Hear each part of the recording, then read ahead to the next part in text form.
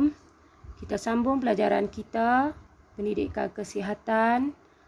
Hari ini kita akan belajar unit 3, pertolongan cemas. Dalam unit ini, cikgu akan menerangkan prinsip dan prosedur TOTAPS. T-O-T-A-P-S.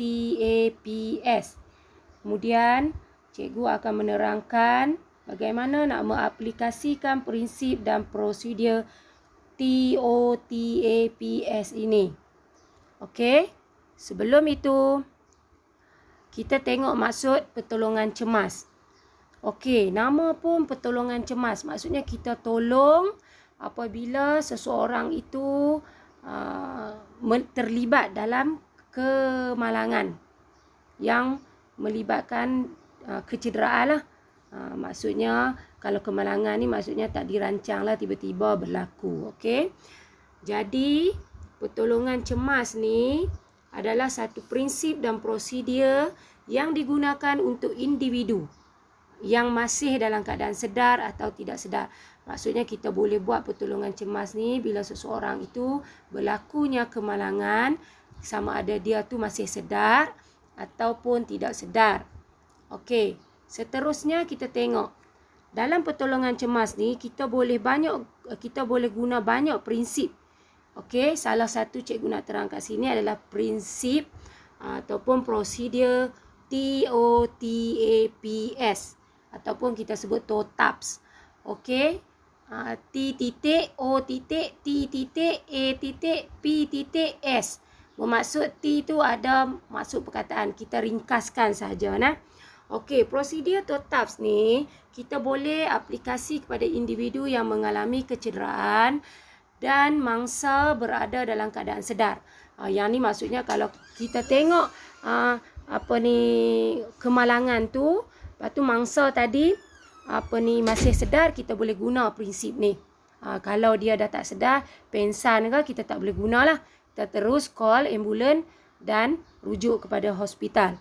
Okey. Mari kita tengok satu persatu maksud prosedur TOTAPS ni. Okey, kita tengok huruf T dahulu. Okey, apa yang dimasukkan dengan T adalah talk. Okey, bahasa Inggeris talk. Maksudnya dalam bahasa Melayu kita kena bercakap. Bila kita ternampak kita nak tolonglah orang yang terlibat dengan kecederaan ni, kita bercakap dengan mangsa. Orang yang cedera tadi kita cakap dengan dia. Okey, bagi dia respon dulu tentang dekat mana dia cedera. Okey, kita tanya dia tang mana dia cedera, dia rasa sakit kat mana. Okey, jadi dia akan bagi tahulah, dia akan maklum kepada kita. Okey, kemudian kita tengok O. O adalah observe. Observe ni dalam bahasa Melayu adalah kita perhati dia. Okey, bila kita tanya dia tadi, dia dah bagi tahu tempat yang cedera tadi, kemudian kita perhatikan dia. Dan periksa tempat cedera tadi tu. Okey, pastikan tahap kecederaan tu sama ada serius ke, sederhana ke ataupun cedera ringan. Kemudian jika kecederaan yang berlaku tu bila kita cek kecederaan yang berlaku tu agak serius, jadi seterusnya kita tak payah buat dah.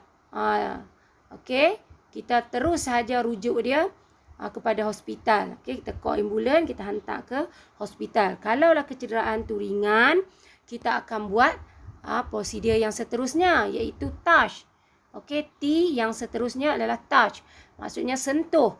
Bila dia bagi tahu dekat tempat tadi, luka, cedera tadi, kemudian kita dah pastikan sama ada dia ringan. Kalau berat, kita terus hantar ke hospital. Kalau dia ringan, kecederaan yang ringan, kita sentuh bahagian tadi. Okey, bahagian yang dia bagi tahu sakit tadi. Sentuh pelan-pelan. Okey, kemudian kita bagi tahu dekat mangsa tu sebelum kita nak sentuh dia supaya dia bersedia. Sebab tempat sakit ya, supaya dia bersedia, kita sentuh dahulu. Okey, seterusnya prinsip A. Iaitu active movement. Okey, pergerakan yang aktif. Okey, bila dah kita sentuh, dia dah bagi tahu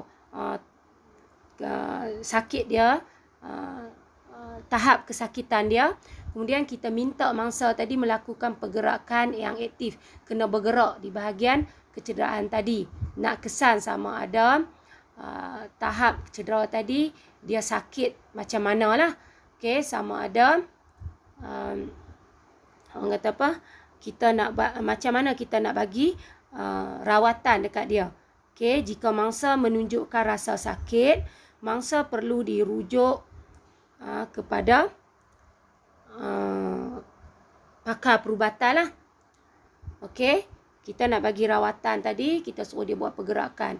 Sama ada dia goyang kaki dia ke, kalau cedera kat tangan, kita suruh dia pusing-pusing tangan ke, kita tengok tahap kecederaan dia, kemudian kita bagi rawatan yang orang kata apa, merujuk kepada tahap kecederaan tadi. Seterusnya, kita suruh dia buat passive movement, P ya, iaitu bantu menggerakkan anggota mangsa yang mengalami kecederaan.